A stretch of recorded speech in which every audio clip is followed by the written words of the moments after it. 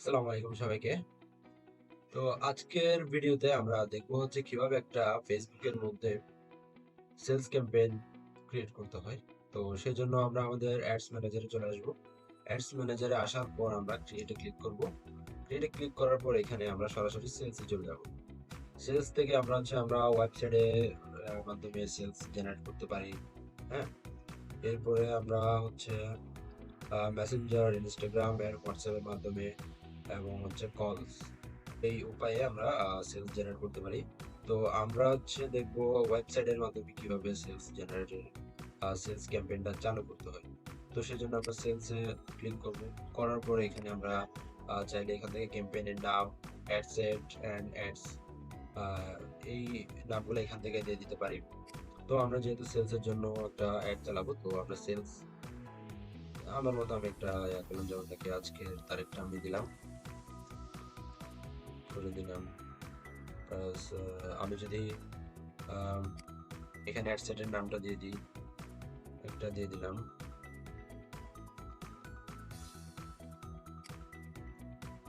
তারপরে এখানে আমরা একটা জাস্ট অ্যাডের একটা নাম দিয়ে দিলাম, কন্টিনিউ করলাম। কন্টিনিউ করার পর আমরা এখন ম্যানুয়াল সেলস ক্যাম্পেইন এটা সিলেক্ট করার পর কন্টিনিউ করব।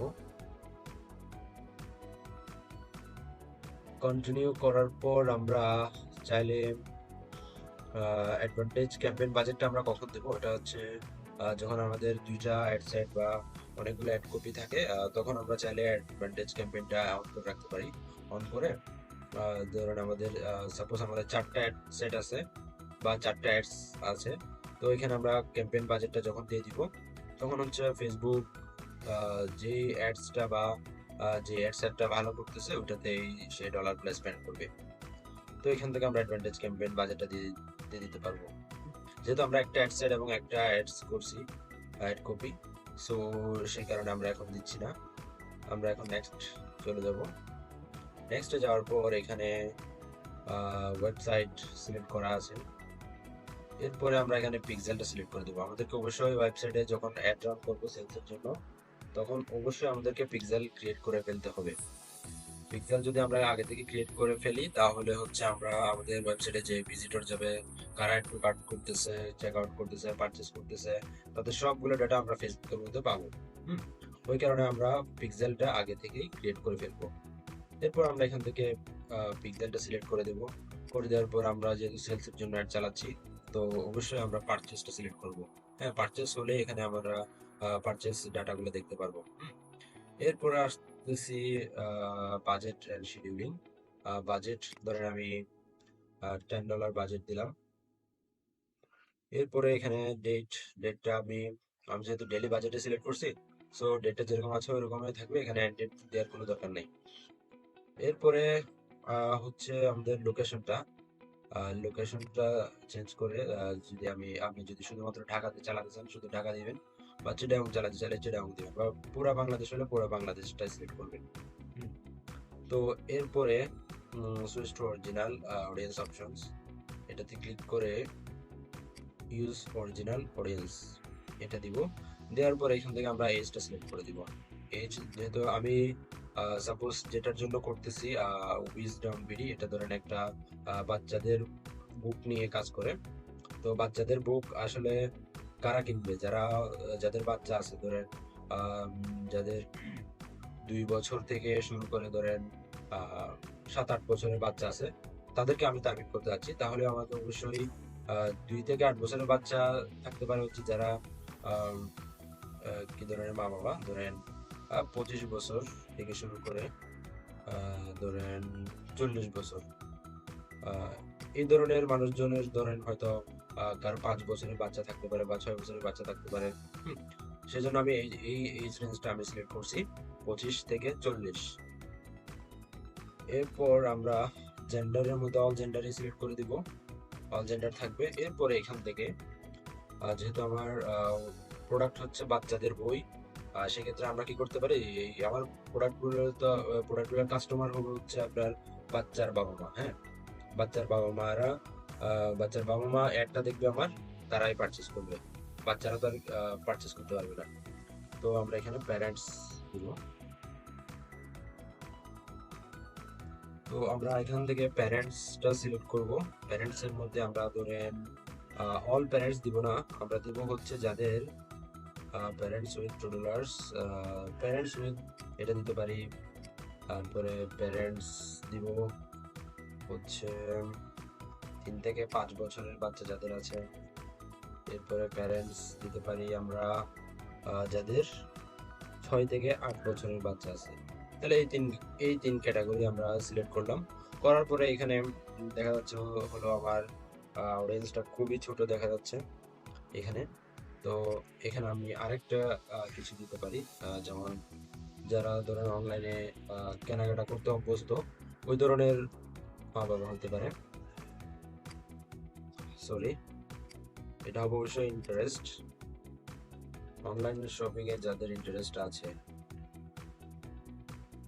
রিটেল। আমরা এখান থেকে ল্যাঙ্গুয়েজটা যেরকম আছে ওরকমই থাকবে। আর প্লেসমেন্টে এসে আমরা এখান থেকে এডিটে গিয়ে চাইলে আমরা অ্যাডভান্টেজ প্লাস প্লেসমেন্টটা রাখতে পারি, যে দুটো রিকমেন্ডেড আছে ওটা রাখতে পারি। আর যদি আর আমরা চাইলে ম্যানুয়ালি করে দিতে পারি, যেমন আমার মেসেঞ্জারেও আমার অ্যাড দেখানোর দরকার নাই, অডিয়েন্স নেটওয়ার্কেও অ্যাড দেখানোর দরকার নাই, আর ইনস্টাগ্রামেও অ্যাড দেখানোর দরকার নাই। আমি চাচ্ছি শুধুমাত্র আমার অ্যাডটা ফেসবুকের মধ্যেই চলবে। এরপর আমি নেক্সট ক্লিক করব। নেক্সট ক্লিক করার পর এখান থেকে আমরা পেজটা সিলেক্ট করে দিব। পেজটা সিলেক্ট করে দিয়েছি। পেজটা সিলেক্ট করার পর এখন আমরা এখান থেকে আমাদের যে অ্যাড বা আমাদের যে ভিডিও বা যে ছবিটা দিয়ে আমরা অ্যাড চালাতে যাচ্ছি ওটা আমরা এখান থেকে দিতে পারি। আর যদি না চা আর যদি আমি চাই যে আমার ফেসবুক পেজের মধ্যে যে পোস্ট আমি করেছি ওই পোস্ট থেকেই আমি ওই পোস্টটাকে অ্যাড দিব, তাহলে সেক্ষেত্রে এখান থেকে ইউজ এক্সিস্টিং পোস্ট ক্লিক করার পর সিলেক্ট পোস্টে ক্লিক করব।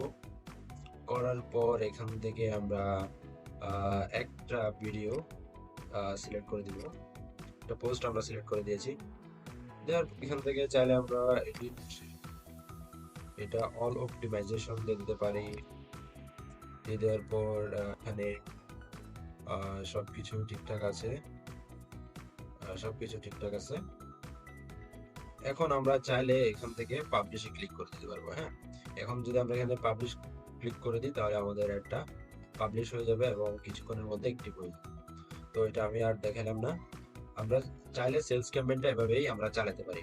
আর যদি ধরেন আমরা সেম প্রোডাক্টের ধরেন দুইটা ভিডিও আছে বা দুইটা কন্টেন্ট আপনার কাছে আছে, সেক্ষেত্রে আপনি কি করতে পারেন, এখান থেকে গিয়ে এটাকে ডুপ্লিকেট করে ফেলতে পারেন, কুইকলি ডুপ্লিকেট।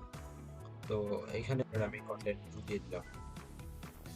দিয়ে দেওয়ার পর এখন আমি চাইলে এখান থেকে ঠিক সেম প্রোডাক্টের যদি আরো একটা ভিডিও বা ইমেজ থাকে তাহলে আমরা সেটা সিলেক্ট করে দিতে পারি। হ্যাঁ, এখান থেকে ধরেন আমি এক্সিস্টিং পোস্টে আছি, চেঞ্জ পোস্টে গিয়ে ধরেন আমি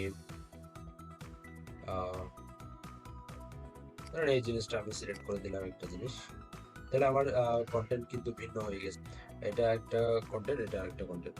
তো এই দুইটা সেপারেট জিনিস দিয়ে আমি চাইলে একটা চালাতে পারি। হ্যাঁ, অবশ্যই এখানে হোয়াটসঅ্যাপ আসছে, সো এটা আপনি চেঞ্জ করে দিবেন।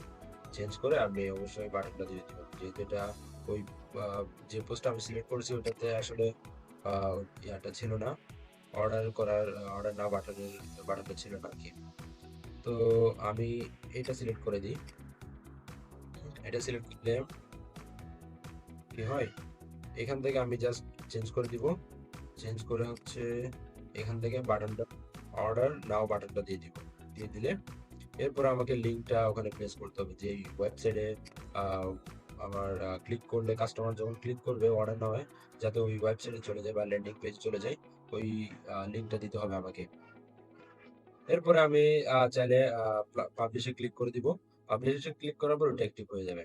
তো সেক্ষেত্রে আপনি কি করতে পারেন, যখন আপনি দুইটা কন্টেন্ট দিবেন বা দুইটা অ্যাডসেট যদি থাকে বা দুইটা আলাদা আলাদা আলাদা আলাদা অ্যাডসেটে আলাদা আলাদা কন্টেন্ট থাকলে এরপর আপনি কি করতে পারেন, এখানে গিয়ে জাস্ট ক্যাম্পেইনে গিয়ে আপনি এখান থেকে অ্যাডভান্টেজ ক্যাম্পেইন বাজেটটা অন করে দিবেন।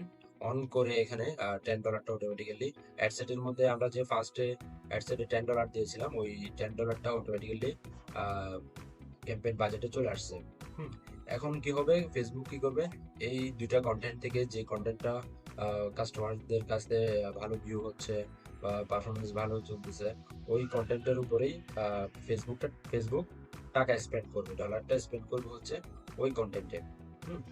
তো অবশ্যই এরকম যখন দুইটা বা তিনটা অ্যাড সেট করবেন বা কয়েকটা অ্যাড কপি করবেন, তখন অবশ্যই আপনার বাজেটটা দিবেন ক্যাম্পেইন বাজেটে। তাহলে সেটা হচ্ছে আপনার জন্য আপনার অ্যাডটা খুব ভালো পারফর্ম করবে।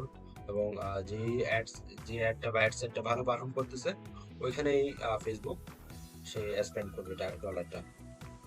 তো আজকের ভিডিও এতটুকু। আহ, পরবর্তীতে আমরা পিক্সেল কিভাবে ক্রিয়েট করতে হয় ওই রিলেটেড একটা ভিডিও আমরা করব। তো সবাইকে ধন্যবাদ। আসসালামু আলাইকুম।